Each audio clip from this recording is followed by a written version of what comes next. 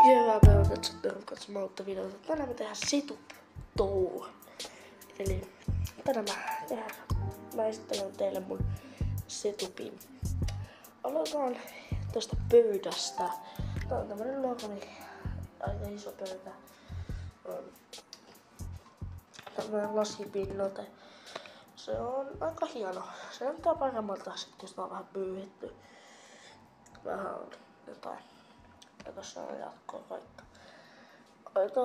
Aloitetaan tosta selustasta, niin käy se nopeasti. Eli ledit siellä takana. Ne on ilmalla vähän hienommat, mutta no. Ja sit tossa on jotain pelejä. Stipendi.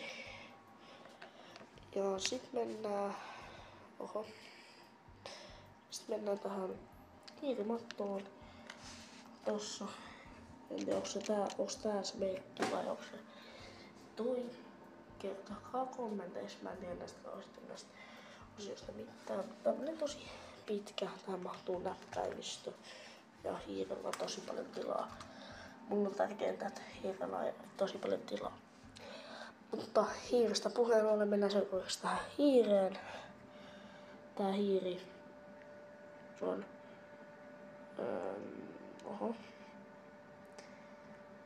Hiiri on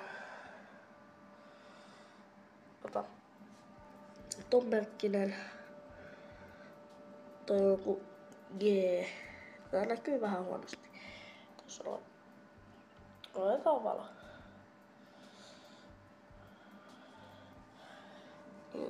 Tää näkyy vähän huonosti. Niin. Tässä on vähän valoa. Mutta tommonen niinku menee tossa sopii hyvin mun käteen. Tossa sopii tosi hyvin mun käteen. Mennään seuraavaksi kuulokkeisiin. Kuulokkeet on Logitechin kuulokkeet ja mulla itse asiassa tossa löytyy tänään mun boksin, niin tässä on mun kuulokkeet. Eli Logitechin G933.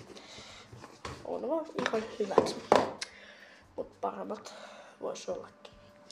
Mennään sitten tähän näppäimistöön. Näppäimistö saman merkkinen kuin toi itse hiiri. Ja tässä on 3 LED-vaihetta. Tossa. Eli tässä on tää perinteinen, tässä on tää toinen, tässä on 3 ja sitten voi pelaa ilman värejä, mutta riippuu mitä pelaa. Mennään sitten tähän näyttöön, tuo on vähän tämmönen iso Philipsin näyttö. Oota, saanko sen tohon näkyville? Vähän sumeeta tässä kamerassa. Tässä putsottaa kameran tosta.